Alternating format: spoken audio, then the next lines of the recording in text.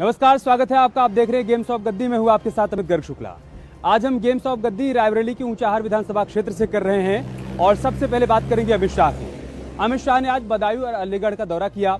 यहाँ उन्होंने विपक्ष पर जमकर निशाना साधा और कहा कि 7 साल की मोदी सरकार और 5 साल की योगी सरकार ने राज्य की तस्वीर बदल कर रख दी। पहले जो माफिया राज और गुंडा राज हुआ करता था पूर्व की अखिलेश यादव सरकार में, उसे पूरी तरीके से खत्म कर दिया और आज समूचे उत्तर प्रदेश का विकास हो रहा है।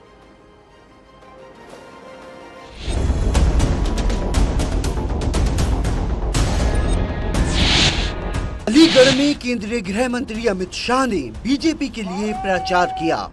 इस मौके पर उन्होंने विपक्ष पर जमकर हमला बोला। अमित शाह ने कहा कि 7 साल की मोदी सरकार और 5 साल की योगी सरकार यानी डबल इंजन की सरकार ने पूरे यूपी की तस्वीर और तकदीर बदल दी है। इसलिए विकासवाद को चुने, माफियावाद को नहीं। 22 करोड़ की आबादी वाला ये सूबा धीरे धीरे बीमारू राज्य बन गया था।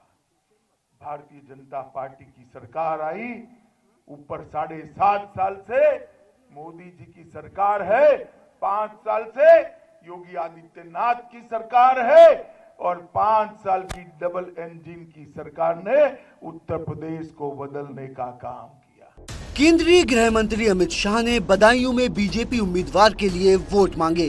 अमित शाह ने डोर टू डोर प्रचार किया और लोगों को सरकार की योजनाओं की जानकारी भी दी। इससे पहले चुनावी रैली में अमित शाह ने सपा बसपा पर जमकर निशाना साधा। ये चुनाव उत्तर प्रदेश का भाग्य बदलने का चुनाव है मित्रों। उत्तर प्रदेश को विकसित राज्य बनाने का चुनाव है। उत्तर प्रदेश को गुंडा माफियाओं से मुक्त कराया है, उनको जमीन के अंदर 200 फुट नीचे ले जाने का ये चुनाव। उत्तर प्रदेश इस सपा बसपा सपा एक बुआ भतीजा के राज में उत्तर प्रदेश माफियाओं का सेंटर बन गया था। माफियाओं का सेंटर बन गया। आए दिन दंगे होते थे, बहन बेटियों का सम्मान नहीं था, भूमाफिया गरीबों की भूमि हड़पते थे, गरीबों का कोई पूछने वाला नहीं था। अलीगढ़ और बदायूं में केंद्रीय गृह मंत्री अमित शाह ने बीजेपी के लिए प्रचार किया। बदायूं में डोर टू डोर प्रचार कर सरकार की योजनाएं भी गिनाई। साथ ही विकास के मुद्दे को लेकर विपक्ष को जमकर घेरा। न्यूज़ 18 के लिए ब्यूरो रिपोर्ट।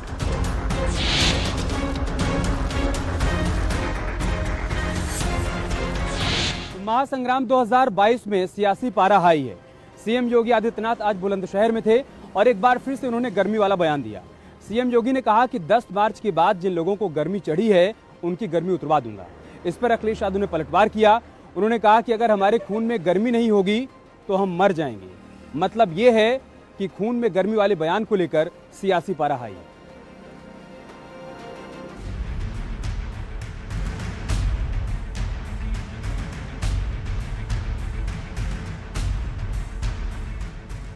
यूपी विधानसभा चुनाव से पहले सियासी पारा हाई है। बुलंदशहर में सीएम योगी ने एक बार फिर विपक्ष पर हमला बोला।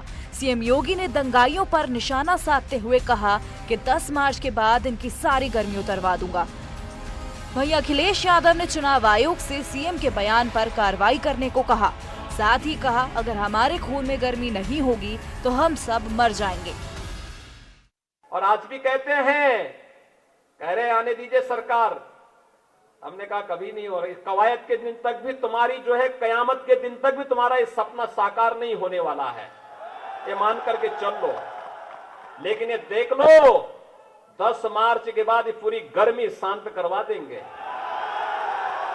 और मैं तो कहूंगा कि इलेक्शन कमीशन इस बात की नोटिस ले कि एक मुख्यमंत्री की भाषा ही नहीं हो सकती। और जहां तक गर्मी का सवाल है, जिस दिन गर्मी खत्म हो जाएगी उस दिन हम लोग मर जाएंगे। जितने भी हम लोग बैठे हैं, अगर गर्म खून हमारे अंदर नहीं बहे तो हम जिंदा क्या रहेंगे।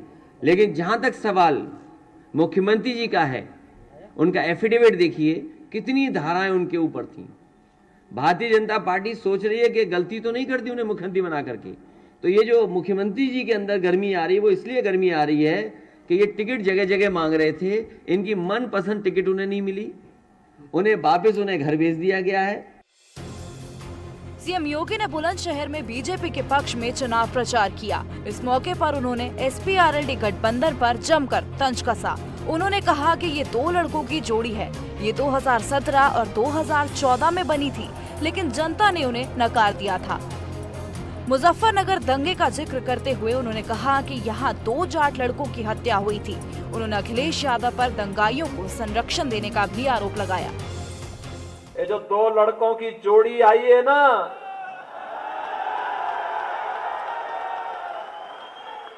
ये 2 लड़कों की जोड़ी 2017 में भी बनी थी, 2014 में भी बनी थी।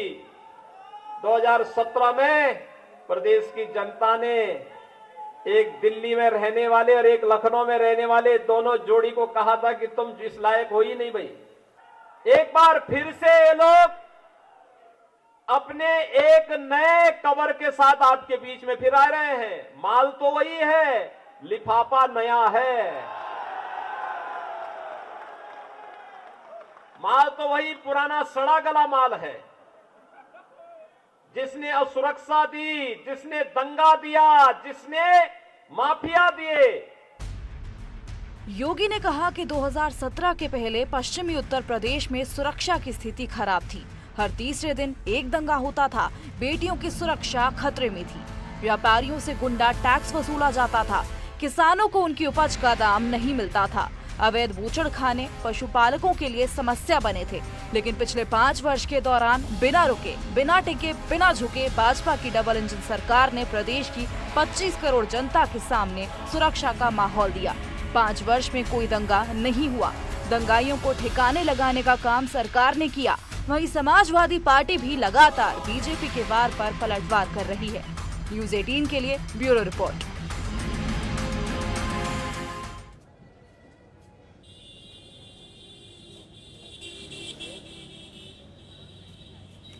अखिलेश यादव और जयंत चौधरी ने शामली में आज साझा प्रेस कॉन्फ्रेंस की, बीजेपी पर पलटवार किया और साथ ही साथ सवाल पूछा कि सीएम योगी जिस तरीके के बयान दे रहे हैं, क्या चुनाव आयोग इसका संज्ञान लेगा क्या। इसके अलावा जयंत चौधरी इस दौरान कुछ ऐसा बोल गए हेमा मालिनी को लेकर जिस पर बवाल खड़ा हो गया।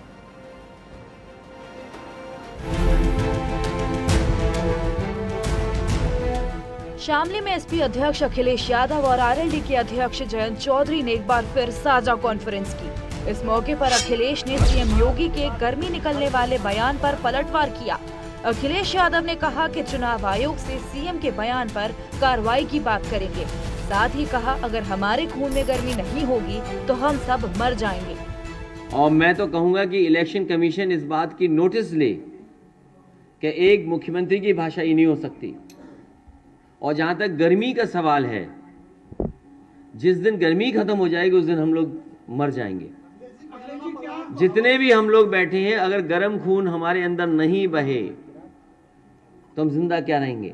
लेकिन जहां तक सवाल मुख्यमंत्री जी का है, उनका एफिडेविट देखिए, कितनी धाराएं उनके ऊपर थीं। भारतीय जनता पार्टी सोच रही है कि गलती तो नहीं करती उन्हें मुख्यमंत्री बना करके। तो ये जो मुख्यमंत्री जी के अंदर गर्मी आ रही है वो इसलिए गर्मी आ रही है कि ये टिकट जगह जगह मांग रहे थे, इनकी मनपसंद टिकट उन्हें नहीं मिली, उन्हें वापस उन्हें घर भेज दिया गया है। प्रधानमंत्री जी ने इन्हें पैदल पैदल चलाया। जो पैदल पैदल चल रहे हैं वो बेदल हैं। कभी मुख्यमंत्री से पूछेगा उनका दल कौन सा है, क्या वो भारतीय जनता पार्टी के सदस्य हैं।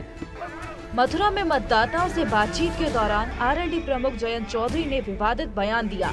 जयंत चौधरी ने आरोप लगाया कि उनके एक उम्मीदवार को बीजेपी में आने का ऑफर देते हुए कहा गया कि उन्हें हेमा मालिनी बना देंगे। जयंत चौधरी ने कहा कि बीजेपी को मुझसे कोई प्यार नहीं है और मैं हेमा मालिनी नहीं बनना चाहता। आज इनकी जुबान पे मेरे लिए इतनी मीठी मीठी बातें।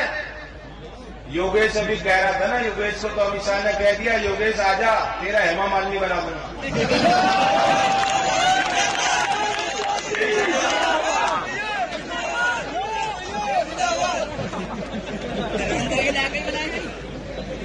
और ना जाने कैसी कैसी बातें मेरे लिए भी कह रहे हैं। कोई प्यार नहीं, कोई लगाव नहीं हमारे लिए। और मैं कह रहा हूं मुझे खुश करके क्या मिल जाएगा, मुझे तो नहीं बनना हेमा मालिनी। जनता के लिए क्या करोगे? वो 700 किसानों परिवारों के लिए क्या किया? टेनी जी मंत्री क्यों बने बैठे हैं? रोज जो है सुबह उठते हैं और नफरत घोलने का काम शुरू कर देते हैं। बीजेपी सांसद रमेश भिदोड़ी ने इसको लेकर जयंत चौधरी पर निशाना साधा है। बीजेपी सांसद ने कहा कि जयंत जिस तरीके की बयानबाजी कर रहे हैं वो उनकी मानसिकता को दिखाता है।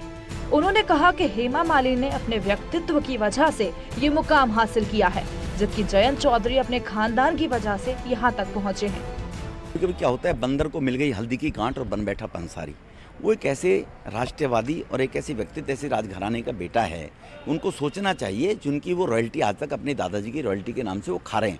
चौधरी चरण सिंह देश के बड़े नेता थे, गरीब किसानों के नेता थे, तो कहीं ना कहीं समाज का उनके साथ में जुड़ाव है। उस जुड़ाव को वो मिसमैनेजमेंट करना चाहते हैं। कहाँ हेमा मालिनी और कहाँ जयंत चौधरी? अपना व्यक्तित्व देखिए। हेमा मालिनी उसी जाट समाज की बहू है और उसके बारे में ऐसी टिप्पणी करनी, हेमा मालिनी अपने व्यक्तित्व के कारण यहाँ पर पहुंची है। तुम अपने व्यक्तित्व के कारण नहीं हो, तुम हो तो अपने खानदान परिवार के कारण हो।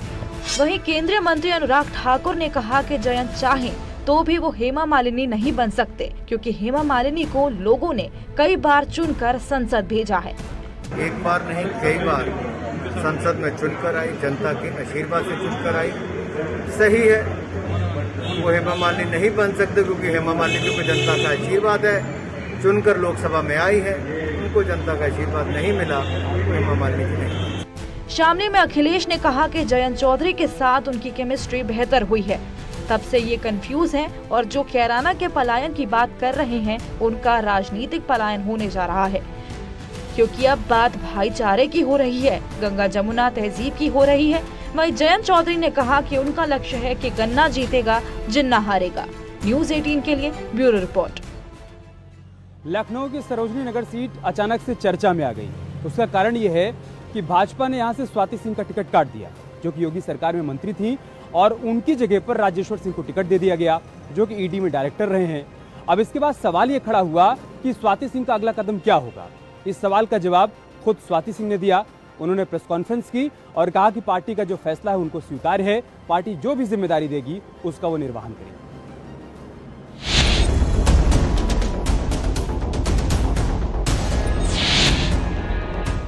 भारतीय जनता पार्टी ने लखनऊ की सरोजनी नगर सीट पर इस बार बड़ा बदलाव कर दिया। पार्टी ने मौजूदा मंत्री और विधायक स्वाति सिंह का टिकट काटकर ईडी के पूर्व ज्वाइंट डायरेक्टर राजेश्वर को दिया। स्वाति लंबे समय से इस सीट पर तैयारी कर रही थी। उन्होंने खुद के लिए घर घर जाकर प्रचार भी शुरू कर दिया था। महिला कल्याण मंत्री स्वाति सिंह ने लखनऊ की सरोजनी नगर सीट से टिकट कटने के बाद मीडिया से बात करते हुए साफ किया कि वो बीजेपी में ही रहेंगी। उन्होंने कहा कि दूसरे दल में जाने का सवाल ही नहीं उठता। उन्होंने कहा कि पार्टी उन्हें आगे जो भी मौका देगी उसे पूरी जिम्मेदारी से निभाएंगी।